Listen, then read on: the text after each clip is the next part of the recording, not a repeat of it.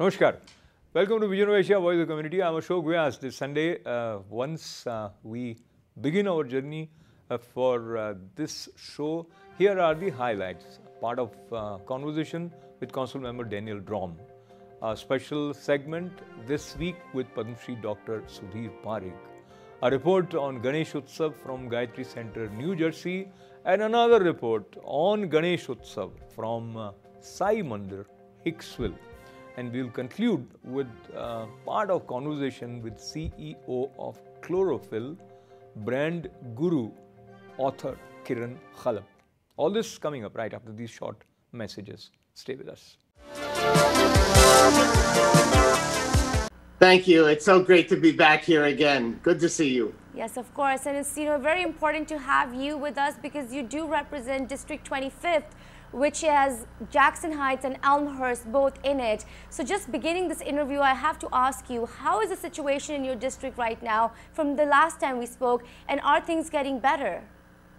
Sure. Well, thank you very much. And you're right. District 25 has one of the largest South Asian and probably the whole metropolitan area. So I'm very proud to be able to represent that community in the City Council. But, you know, we have had our share of difficulties. And during the pandemic, and we're still in the pandemic, we haven't really fully gotten out of it, although New York seems to be doing better than other places. We had a very difficult time. You know, Elmhurst Hospital is in my district as well. And Elmhurst Hospital was the epicenter of the epicenter. And there was a lot of tragedy and drama going on there, with people bringing their relatives into the hospital, a shortage of PPE equipment for the hospital personnel. It was very difficult. And many people are still suffering the consequences of the pandemic, you know, having lost loved ones. But that being said, we have gotten through what was the worst part, and we're beginning to recover. Certainly, I hope that there is not a second wave of the pandemic. But the big issue, again, in my district remains food. People in my district don't have enough food. So I have been giving food to various organizations in the neighborhood, like the Sherpa Society, like Dromm, Desi's Rising Up and Moving, or NICE, New Immigrant Community Empowerment, to Adhikar as well. And we've managed to give out weekly deliveries with the Sherpa Society. Wow. So food remains a big issue. A lot of the South Asian immigrants who live in my district drive cabs. And as you know, people are not in the city. They're not able to really work. So it's been difficult for those cab drivers. And the economy has been slow to come back. We recently opened a new open restaurant street on 37th Road, right off of 74th Street in Jackson Heights, near Diversity Plaza. And I think that's helped some of the local businesses a little bit because they can do outdoor dining now. I know the neighborhood is excited about it. But we have a long way to go. We have a long way to go until we're back to where we were pre-COVID, say back in February or so. Definitely. And you just mentioned food insecurity, Council Member. How much of that insecurity of food is connected to the racial disparity that has been seen throughout the healthcare system with COVID-19?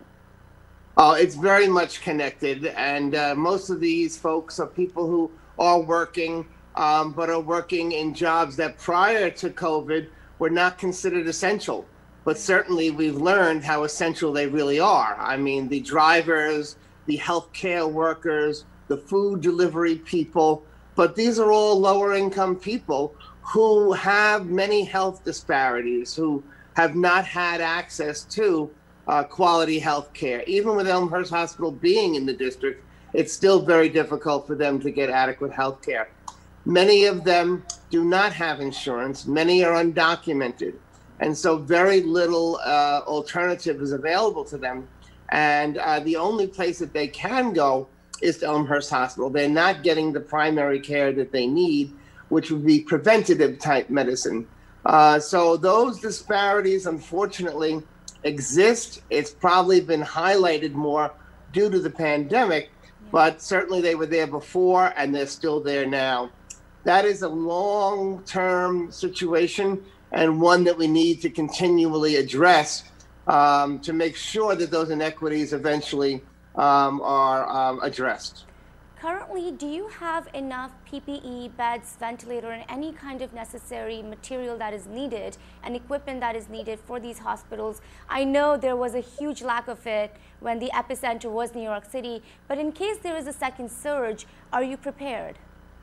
Well, I believe that we are. I've spoken with the executive director of Elmhurst Hospital, Israel Roca, and he says that they are prepared, that they have enough equipment.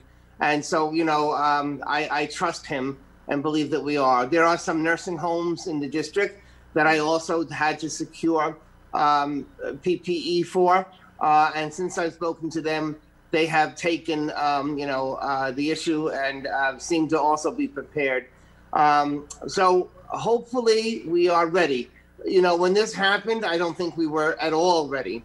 But we've learned, hopefully, that we need to stockpile this PPE so that in the event in the future we do have that second or maybe even a third wave.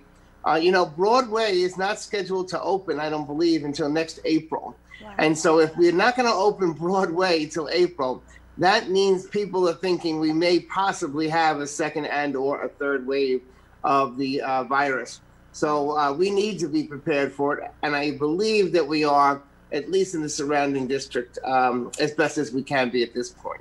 You know, this brings me to a really important question that is concerning everybody, which is the economy. According to you right now, what needs to be the focus for economy and reopening?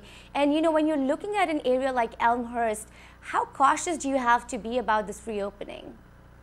Yes, we have to be very, very cautious, and we have to keep people's health and safety first and foremost. I really would like to see our restaurants begin to open for indoor dining.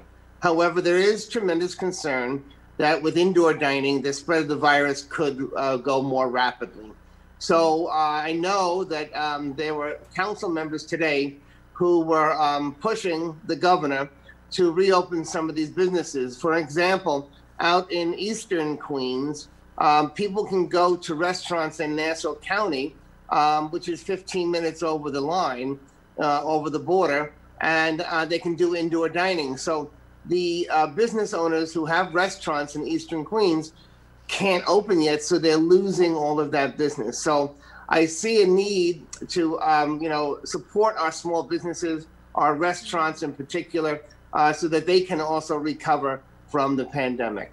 You know, Council Member, I have to ask you, when we're looking at these economic and healthcare ramifications of COVID-19, what is truly needed to sort of lift us out of this impact? In terms of money, how much money is needed in your district, or what other resources that you're lacking right now that we definitely need? So I'm the chair of the Finance Committee of the New York City Council, and we had to pass a very difficult budget this past June, which cut the budget by about $7 billion. The mayor was originally proposing a $95.5 billion budget, and we brought it down to about $88 billion. That's bigger than some countries' budgets, believe it or not. But that $7 billion cut meant that some services to folks had to also be cut, particularly social services and things like that. And we had to make those cuts, and we could have to make even more cuts if we don't get federal aid. The city has only received $1.3 billion in federal aid so far, but we need about $9 or $10 billion or even more than that to get ourselves back on our feet and to avoid layoffs. The mayor is now talking about laying off 22,000 workers. Wow. That would possibly include many traffic agents who have, within those traffic agents, there's a large South Asian community of workers. And usually the way union contracts read is the last people in are the first people out. Yeah. So I think that if we don't get that federal aid and we have to have layoffs, the South Asian community in particular would be very hard hit. So we need to avoid that. We need to keep pushing Washington. We need to keep pushing Senator Schumer and Senator Gillibrand to ensure that we get that money. It's the United States Senate that is holding this up. The Congress has already passed a plan, but the Senate has not, and we need to fight for those dollars. You know, I have to ask you here, are you happy with how the local and state governments of New York as a state has handled COVID-19? Are you particularly happy with the mayor and the governor? Let me just address the governor first. There is a adult day center in Elmhurst, which is also kind of a nursing home. It's really actually both. And we were calling attention to the large increase of COVID within those types of institutions. And we got very little help from the state. I just don't understand what was going on. But, you know, the governor was placing elderly people taking them out of hospitals and placing them into nursing homes, knowing that they had COVID. And those elderly patients are the most vulnerable. And not only the patients who were coming in, but the patients who were already living there. So I'm critical of the governor on the nursing home issue. And we really need to address that so that does not happen again in the future. There does seem to be some progress there, but not enough in my opinion. And then in terms of the mayor, we were getting very mixed messages in the beginning. I think now it is more cohesive, and the mayor has been holding daily news conferences since the start of the pandemic. But getting information out to New Yorkers is really important. And opening the restaurants, I think, as soon as possible is also something that's important. We just had the issue of the school openings. Right. Today, they announced an agreement with the United Federation of Teachers that they're going to delay the school opening from September 10th until September 21st. So that was quite controversial in the beginning. The mayor was not giving in. He wanted to keep the school opening on September 10th, but the union, United Federation of Teachers, and other unions, the principals union as well, was saying, no, we need extra time. So this seems to be somewhat of a compromise, but it's really important. Children are now probably one of the top spreaders of COVID. Right. And so children gathering in schools can be a dangerous situation. We need to ensure that their schools are safe and secure and that people will be healthy in those buildings. Councilmember, a lot of parents are watching you right now on ITV Gold. They're so concerned about their students going back to school. They're still not sure if a hybrid learning is going to be good for them or if they should only stay on virtual. What is your recommendation or advice to them? That's a really hard question, to be honest with you. I think for a lot of our parents, particularly the parents in my district, and for many of our South Asian parents in particular, they've got to get back to work. And so they desperately need the services of school, even if it's 1 or 2 days a week where they have in-person learning, or they can't go back to work. So even if they get a break 1 or 2 days a week and they know that they're going to be going to school, at least then the parents don't have to pay for a babysitter or rely on a neighbor to take care of their children. At the same time, our parents are nervous that our children would get sick. So that's a real dilemma. I'm not a parent and I don't know what decision I would make. I tend to think I would probably go with the virtual learning, with the remote learning, 100%. I don't know. Everybody has to make their own decision on this, considering their circumstances, but a very difficult decision to make. Definitely, and we have to keep the students safe somehow. Given universities across the country are right now reporting COVID-19 cases. We've even heard of many schools shutting down.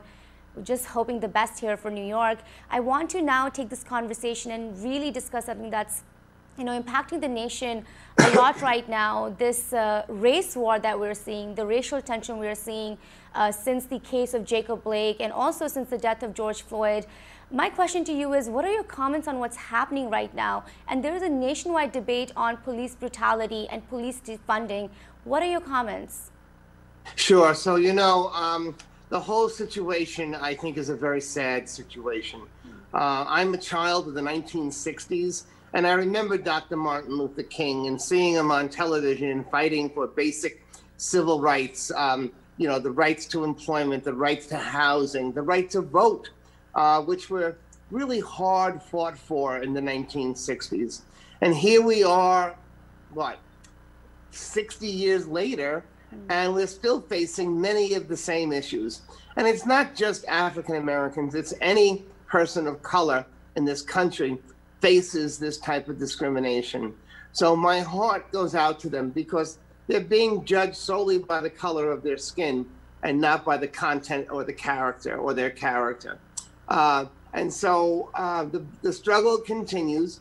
A lot of it has been centered around police brutality, and in particular for those two cases, where the police officer shot the man in the back 7 times with his back to the police officer. Now, in my opinion, there is no excuse for shooting someone in the back.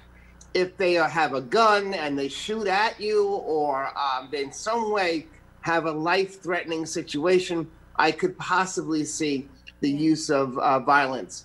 But there were so many other options in that case.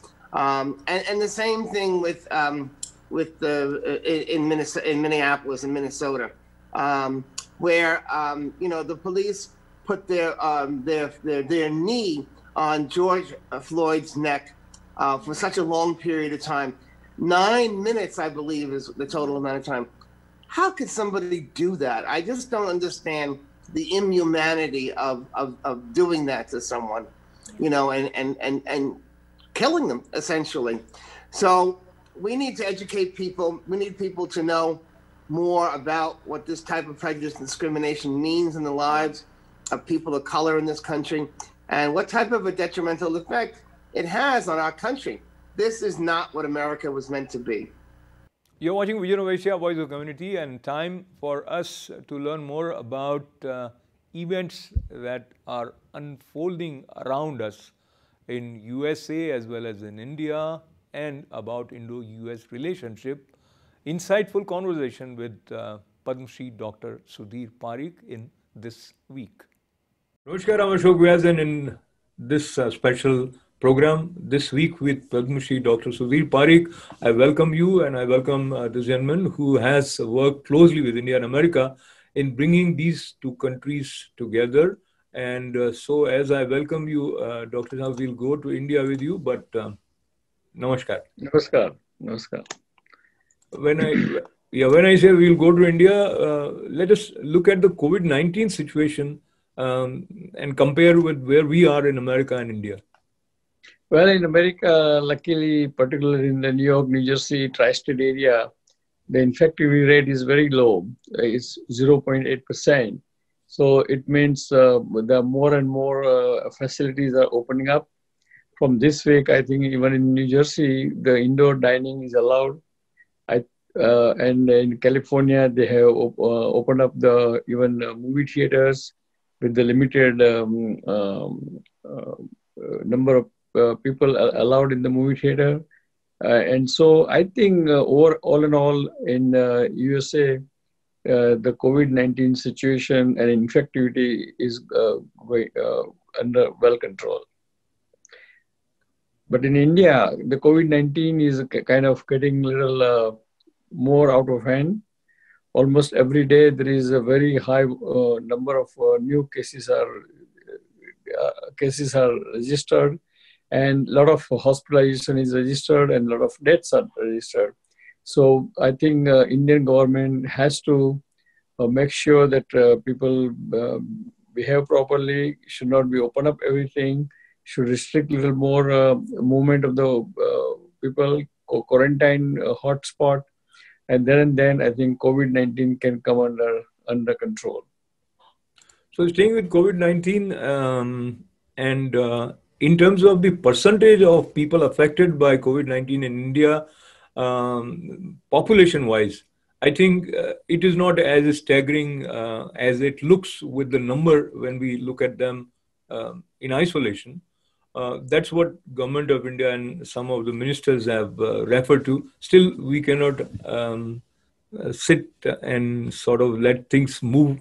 Uh, Allow me to ask you about the decision of government to start domestic airlines, and there are going to be more flights. And gradually, India seems to be opening up in spite of the increasing number of people losing lives due to COVID-19. Well, I mean, the government is opening up, but I think opening has to be go slowly.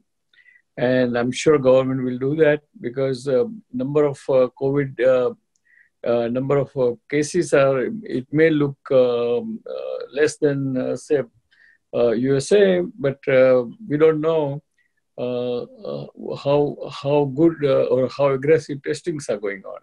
So if you don't test people aggressively, then you may get a lower number.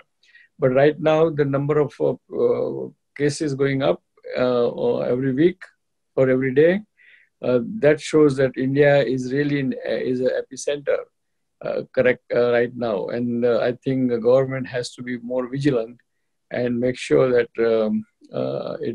it comes under well control.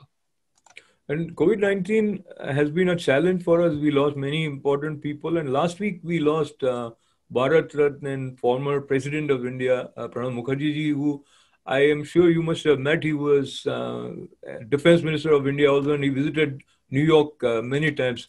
Share your thoughts on the contribution of Pranab. I think he was a great man, great personality, and a great politician and great leader. And he was multi-talented, and he proved himself that he was good as a defense minister. He was great as a finance minister, and also he was great as a president of India. And rightfully, government of India has bestowed him with the Bharat Ratna, and I think he deserves it, and really will miss him. God bless him, and his soul rest in the peace.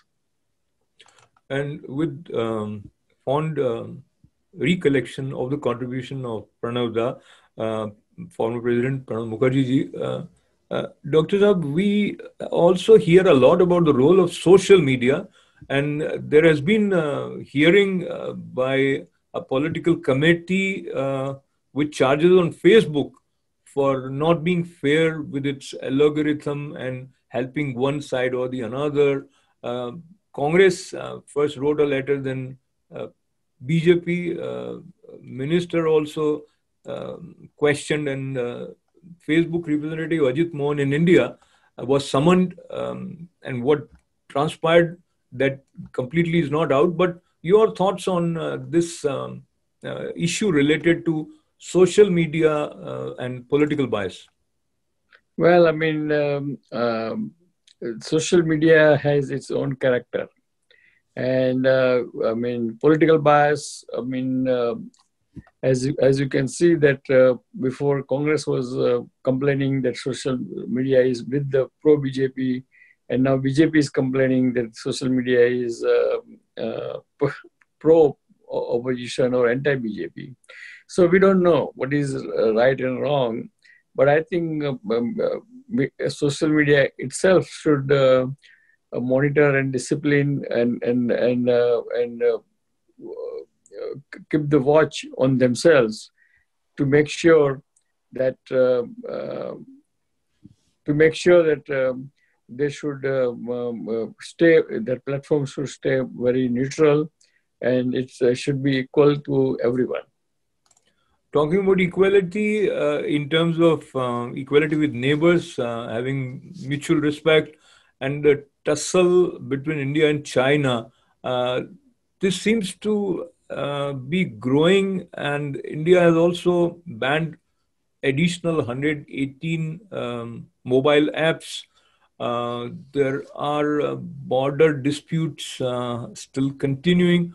How do you see moving forward Indo-China relationship? I think it's going to be rocky, but I mean, eventually, I mean, diplomacy will prevail, and again, hopefully, both the country will go back to normal trade relations and all other exchanges of the culture, trade, and otherwise it should be normal. And that's what both sides is looking for. And this kind of little conflict here and there going to happen is more like a posturing rather than a serious conflict. So if you look at what happened at Pangong Lake, and now India has strengthened its position there, referring to this situation, USA has asked China not to be bully for its neighbors. That speaks something about Indo-US relationship also. So in this context, we will come to US politics also, but talk to me about overall the way you perceive America has stand with India in the context of Indo-China relationship. Of course, America has said openly that USA has 100% support to India regarding this US-China conflict. And rightfully so, because America obviously going to protect India, because India and America both are democratic. There is a democracy, and I think that's the right thing to do. And they should not let China bully the neighbors. And I'm sure it will be there. At least during Trump administration, we do not know what happens when if administration changes. Then we have to see what Democratic administration policy will be. And that brings me to that important situation with respect to presidential election 2020. Quoting President Trump, the words that he has used for his opponent, Democratic nominee Biden, he refers to him as low energy Biden. And so first, let me seek your opinion on some of the adjectives that in the previous election also we saw President Trump using, how that affects with voters. Well, I mean, it does affect the voters because at the end of the day, any election, the negative campaign always wins, because always people get more attention to negative campaigning. So whether it's right or wrong, all this election kind of rhetoric or Jumla is always works in any election. So if you look at the Indian election, also we do the same thing, our political parties, and here also they are doing the same thing. And so it all depends who has effective way of conveying that negative campaign and who has effective way of counteracting that campaign. But going by your observation and people's perception, it actually happened in recent speech, even while reading Joe Biden ji from Democratic Party fumbled a couple of times, and probably he read the script a little wrong here and there. So that probably substantiates President Trump's reference of low energy Biden. Yes, I mean that is known that Joe Biden has historically tendency to goof things, or misspeak something, and that's why it's kind of I'm not surprised that Biden is kind of goofing here and there or misspeaking here and there. I'm not sure whether he means, he probably means well and he means right thing, but sometimes the way he delivers may end up in creating wrong perception. We're talking about the perception that 81 Nobel laureates have for President Trump, as is seen from the letter that they have collectively written in support of Biden. They say that Biden shows more willingness and openness to appreciate scientific approach towards formulating public policy. And on that count, they are criticizing President Trump. How do you see this criticism, whether President Trump has taken scientific temperament into account in formulating policies, especially with respect to COVID-19? Well, I mean, on surface, it looks like the president did not take much, not 100%, did not follow 100% the scientific guidelines or scientific facts. But again, this is the way where the different person administer their own administration. And so you are right that Biden is saying that he will do all on the facts, on the base of the facts, scientific facts and data, and it should be like that. And the president is also saying the same thing, but sometimes he is not acting same thing. So we don't know. It's confusing. So moving beyond confusion in November, we will see how voters speak their mind. But as we conclude today's session for this week with Padma Shri Dr. Sudhir Parikh, your parting words for our viewers. Well, I mean, again, dear friends, thanks for joining us.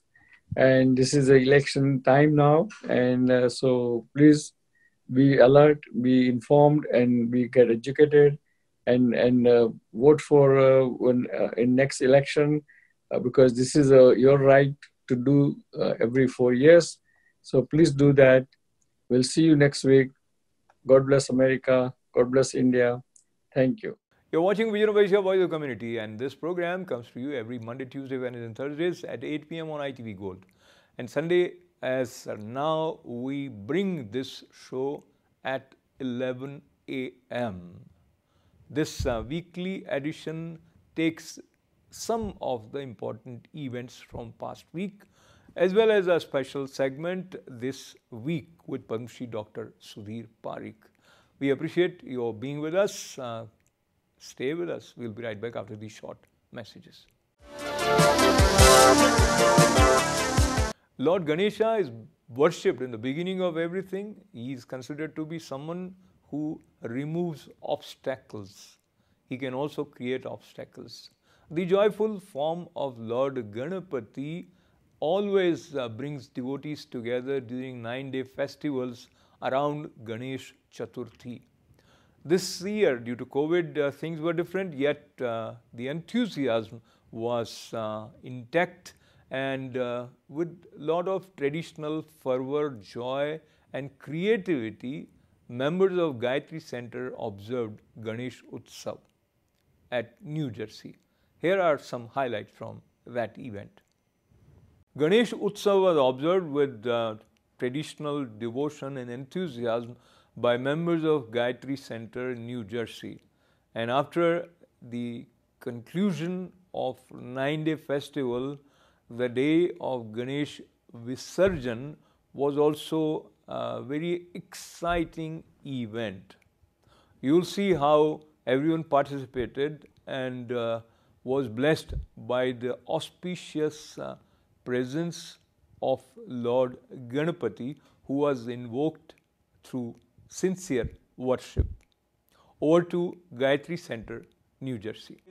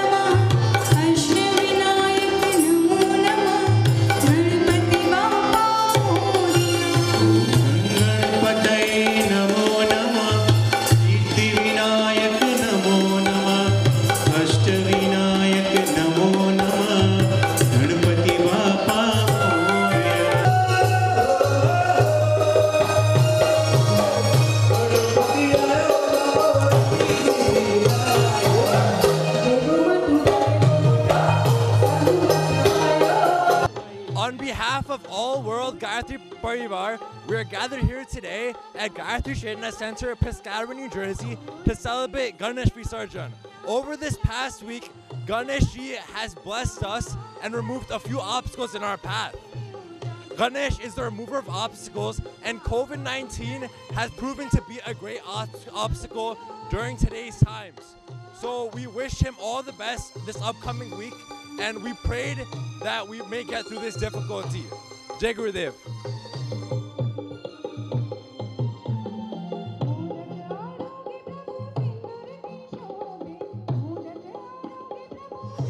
Gayatri ચેતના સેન્ટરમાંથી હું વિનોદ બોલું છું.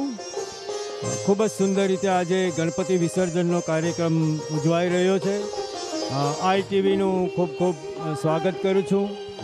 ગણપતિ આપ સર્વને અમો સર્વને ખૂબ જ પ્રેરણા આપે છે.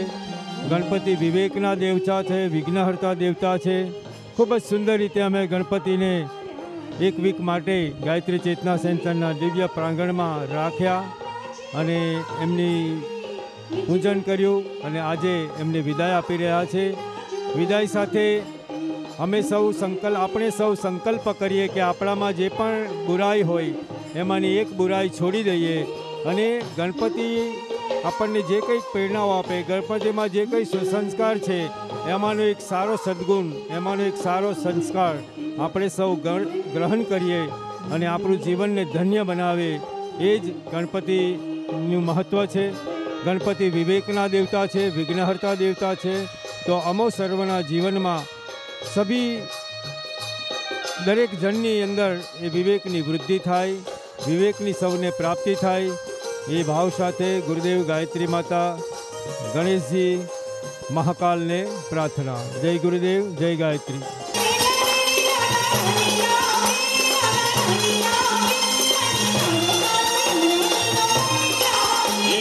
मंगलम गरुड़ध्वजः मंगलम पुंडरीकाक्षो मंगलायतनो Hari सर्वमंगल.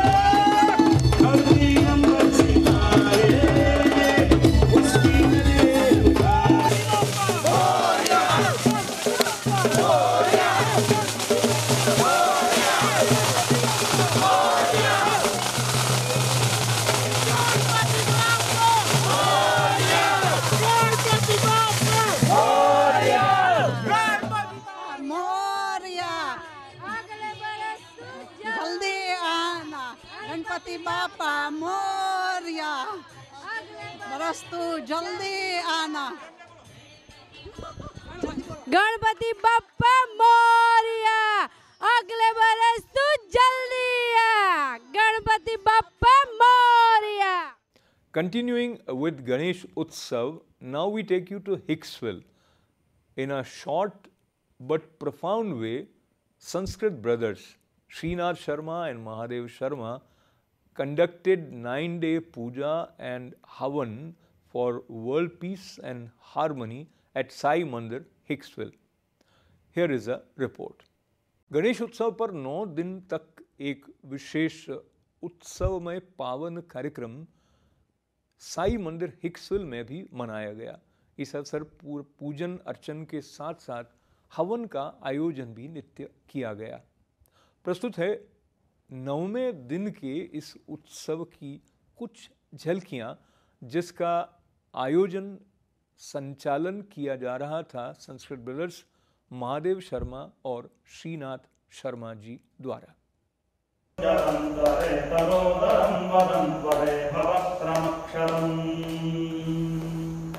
कृपाकरं क्षमाकरं मुदाकरं यशस्करं मनस्करं नमस्कृतं नमस्करोमि भास्वरम्. किञ्चनात्तिमार्जनं चिरन्तनोत्तिभाजनं पुरारिपूर्वनन्दनं पुरारिगर्भचर्वणम्.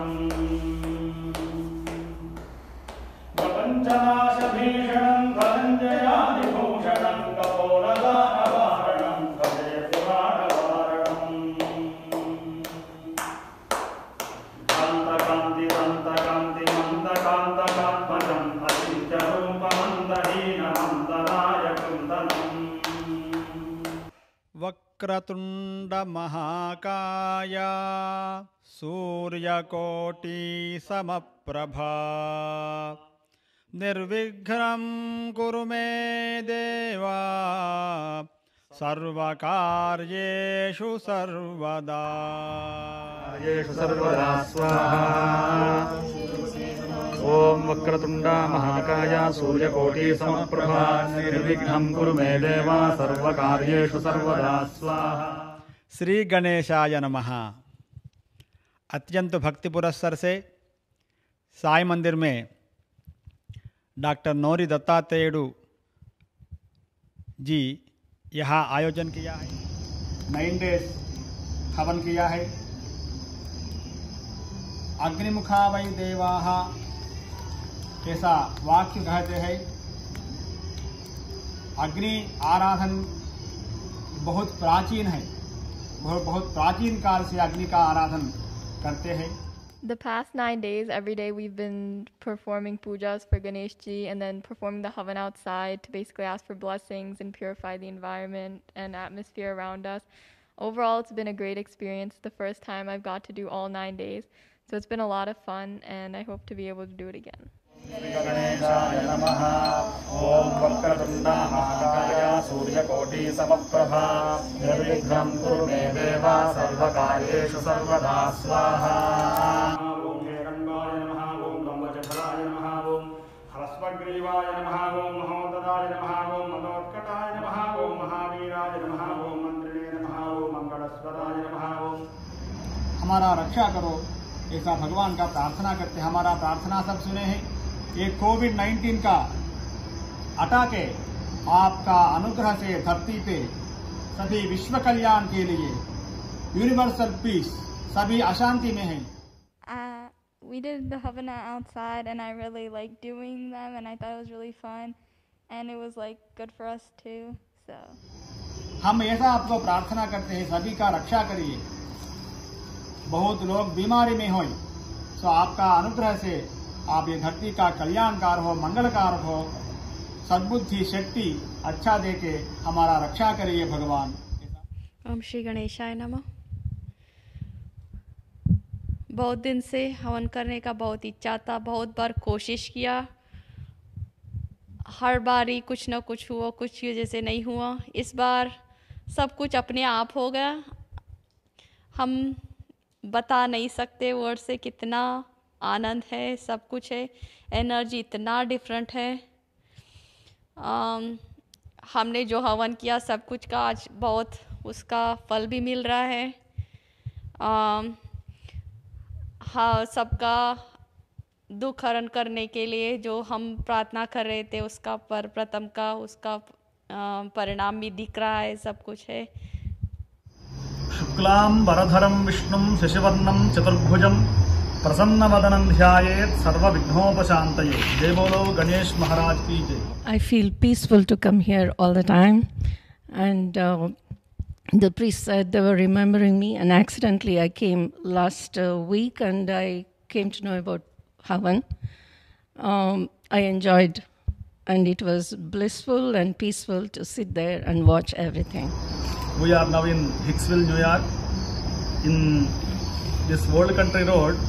From 9 days, from Ganesh Chaturthi onwards, today is the 9th day, performing special Ganesh Havan. Means this Havan, this smoke, everything is purifies all the displaced and the... These 9 days have been saturated with a lot of divine shabda, vibrations that were created by these two Brahmin priests who have very great knowledge of the Vedas and the Shastras. And even Dr. Nori commends them, and he says that their pronunciation is like that of a PhD.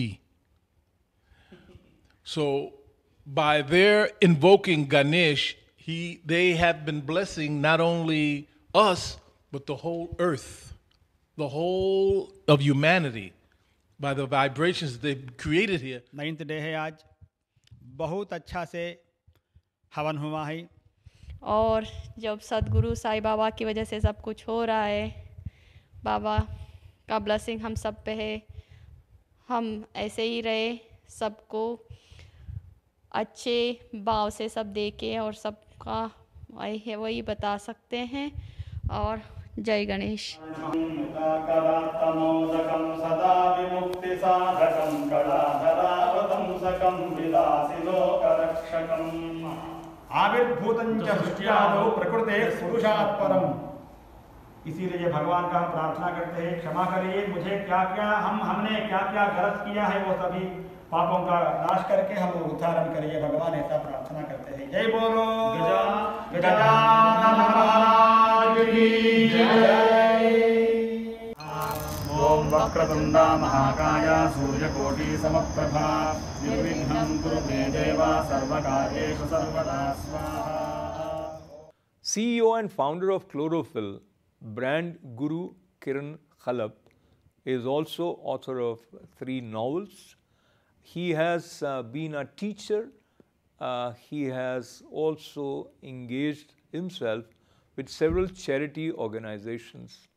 Simple, down-to-earth achiever Kiran Khalap talked to me, and here are some parts of that conversation. So even when I was a school teacher for 4 years, between 1979 and 1983, I was a school teacher, I was a housemaster. I think the creativity there came in terms of behavior. It is not necessarily in terms of communication or necessarily in terms of drawing or painting or self-expression. The behavior of between me and my students, there was very little division between us. So there was a kind of closeness that happened. There were 300 students in that school, and quite a few of them either learned calligraphic handwriting from me, somebody learned gymnastics from me, somebody learned judo from me, some learned swimming, some learned how to use a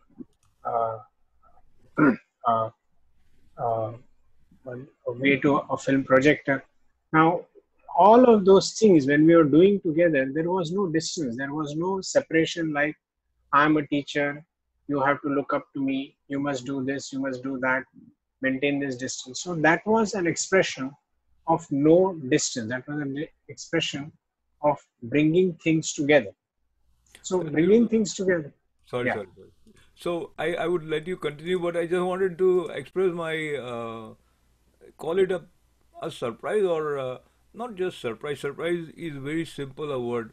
So, I mean, it is incomprehensible to conceive of someone like Kiran Khalap, all the different genres of art as well as maybe judo or whatever you mentioned.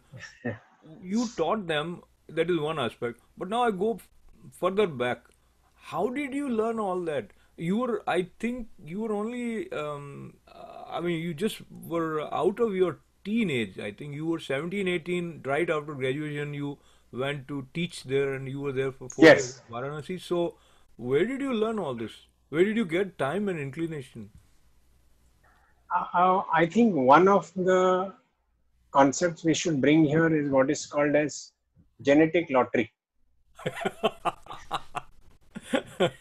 So you can choose your friends, you can choose your wife, you can choose not to have children or have children, but you can't choose your parents, right? Correct. And my sister and I, there are only 2 of us. I think we were blessed by an incredible set of parents. Both of them were self-taught. My father had studied only till class 7 in a Marathi medium school. My mother had studied only till class 4 in a Marathi medium school in a village. But when I was aware of them, my father could speak and write chaste English because he knew that that was a doorway to a different future. So he had learned English by buying a dictionary, by watching English films, by listening to conversations of people who were speaking English. He taught himself art. He became one of India's best commercial artists, and he got a job in Metal Box. Wow! And the same thing that happened to the school principal happened to his boss. So the boss asked him, okay, this is fabulous work, because he showed them how to do airbrushing, and they had never seen airbrushing done with that finesse. And he said, okay, just bring your certificate for formality's sake and you are on. And he said, what certificate? I don't have a certificate. I haven't been to art school. It's all self-taught, which is the same thing that the school principal asked me when I reached. I was 20. And he said, okay, you come here because you are saying that you want to contribute to this noble cause, because you believe that education can change society. All of that is fine, but where's your certificate? I said, I have no certificate. I went away, more or less ran away from home the day my exams got over, day before yesterday. So the certificate will come later. So in a way, my mother, for instance, despite being class 4, she was a voracious reader.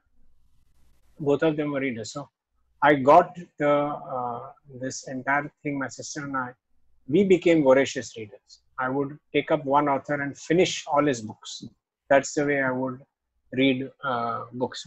Of course, it was more English, but our spoken language at home was Marathi, because my father was from Goa, my mother was from Konkan.